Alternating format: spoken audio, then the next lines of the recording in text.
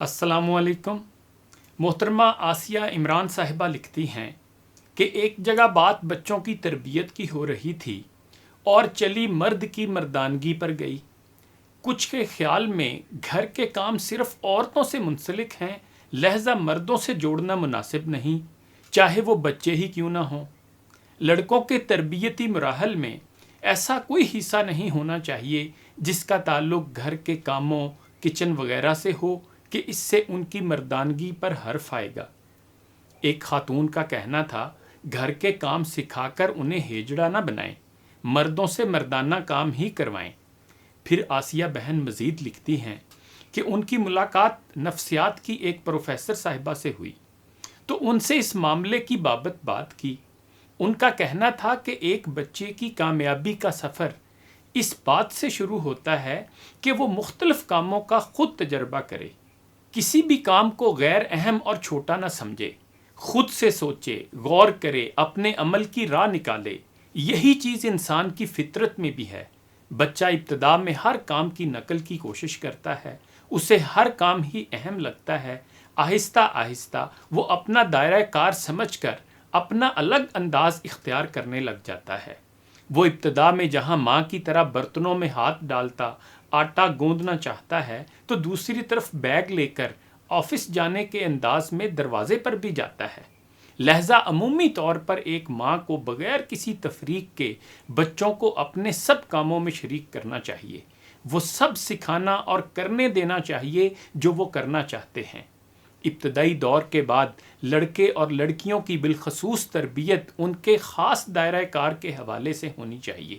ایسے کام ایک لڑکا اپنے والد کی معیت میں رویے سے لے کر خرید و فروخت، سودا سلف لانے، تعلقات، ذمہ داریاں محسوس کرنے، گھر کو منظم کرنے میں ساتھ رکھنے سے سیکھتا ہے، جبکہ بچیاں ماں کے ساتھ پکانے، سینے پرونے جیسی مہارتوں کے ساتھ رشتوں کی نزاکتیں، باریکیاں سمجھتی اور سیکھتی ہیں۔ ماں کی گود کو خاص حکمت کے تحت لڑکیوں ہی نہیں لڑکوں کی بھی تربیت گاہ کہا گیا، ورنہ صرف والد کے کندھے ہی لڑکوں کی تربیت کے لیے متعین کیے جاتے۔ گھر پہلا تعلیمی ادارہ ہونے کی حیثیت میں ہر کام میں ماں کی معاونت، دسترخوان لگانا، سمیٹنا، برتن دھونا، جھاڑو لگانا، ناشتہ کرنا، کپڑے دھونا، استری کرنا جیسے کام بغیر تفریق بچوں کو سکھائے جانے چاہیے۔ تعلیمی اداروں میں تعلیم کا مخصوص بنیادی حصہ لڑکے اور لڑکیوں کا اپنے اپنے دائرہ کار کے حوالے سے الگ الگ ہونا چاہیے۔ موجودہ دور میں تعلیمی اداروں سے فارغ التحصیل بچوں کی اکثریت اپنے عملی میدان سے یکسر نابلد بلکہ کسی حد تک باغی ہے۔ ایسے میں گھر کے اندر بچوں کے لیے کچھ کاموں کو مردانگی کے خلاف گرداننا تربیت کے عمل کی بنیادی غلطی ہے، جس کے خطرناک نتائج آنے والے دور میں ان سے متعلقہ رشتوں کو بھگتنے پڑ سکتے ہیں۔ ان ماہر نفسیات نے ایک تاجر برادری کی روایات بھی بتائیں۔ کہنے لگی ان کے ہاں بچوں کو گھر کے اندر کے ہر کام، جھاڑ پونچھ، کھانا بنانا، دھلائی میں شریک رکھا جاتا ہے۔ کھیل کود، ورزش، تیراکی تمام بچوں کے معمولات کا حصہ ہوتی ہے۔ پرائمری کے بعد ان کے الگ الگ دائرہ کار کی تربیت شروع ہو جاتی ہے۔ لڑکوں کو بزنس لائن کی ابتدائی تربیت کے لیے چھٹی کلاس سے ہی ہفتہ وار اور سالانہ چھٹیوں میں کسی دکان پر بٹھایا جاتا ہے۔ اس دوران ان سے جھاڑو لگوانا، چائے بنوانا، گاڑی صاف کرنا، وقت پر آ کر دکان کھول کر سیٹنگ کرنا جیسے کام لیے جاتے ہیں تاکہ ان کے دلوں میں کام کی عظمت پیدا ہو جائے، کسی کام کے چھوٹا بڑا ہونے کا تصور ختم ہو جائے۔ پھر بتدریج ان سے سامان اٹھوانا اور دیگر مزدوروں کے ساتھ رات گئے تک کام لیے جاتے ہیں۔ ایسے میں بچوں کے رونے دھونے، واویلا مچانے کی ذرا پرواہ نہیں کی جاتی۔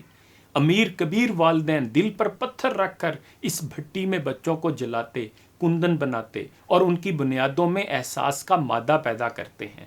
دوسری طرف لڑکیوں کے لیے ابتدا ہی میں سینہ پرونا، گھرداری کی بنیادی روایات سیکھنا لازم ہے۔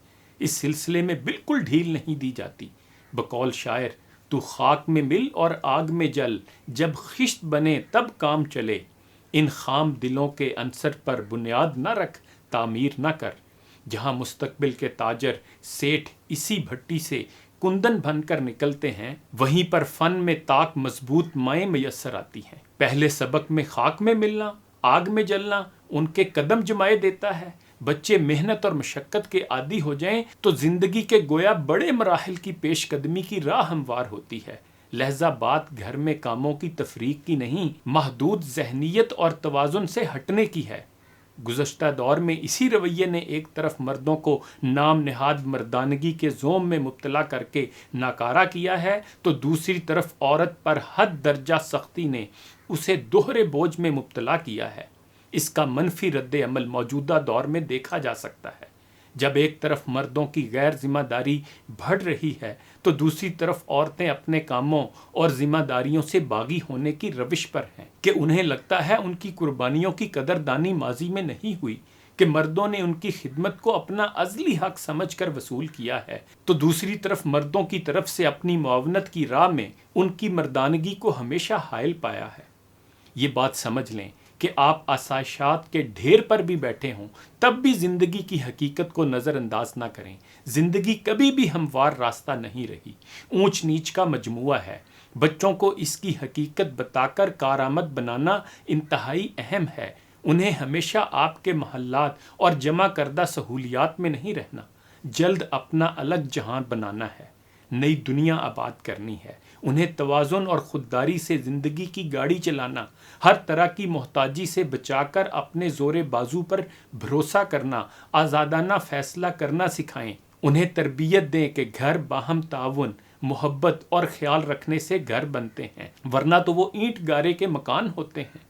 گھر اسی سے ہے کہ ایک کمزور ہوا تو دوسرے نے تھام لیا، ایک گرنے لگا دوسرے نے کندھا پیش کر دیا، ایک بھلائی کرنے میں ہچکچاہٹ کا شکار تھا تو دوسرے نے حوصلہ بڑھایا، ایک تنگ نظر تھا تو دوسرے کی وسعت نظری نے بلندی پر اٹھا لیا۔ آج کا معاشرہ افراط و تفریط کا شکار، غیر متوازن سوچ کا حامل معاشرہ ہے۔ صرف فکری زاویے کی درستگی کی ضرورت ہی نہیں، عملی نمونوں کی بھی اشد ضرورت ہے۔ کپڑوں میں پیوند لگانا، جوتے گانٹھ لینا، برتنوں کی کرچیاں نرمی سے جمع کرنا، اپنے کام خود اپنے ہاتھ سے کرنا، شریک حیات سے دلجوئی اور محبت کا معاملہ، بڑوں کا بوجھ لے لینا، کمزوروں کی معاونت ہمارے ہی اسلاف کا شیوا ہے۔ سلیم احمد کے اس شعر کے ساتھ اجازت چاہوں گا۔ در بدر ٹھوکریں کھائیں تو یہ معلوم ہوا، گھر کسے کہتے ہیں، کیا چیز ہے بے گھر ہونا۔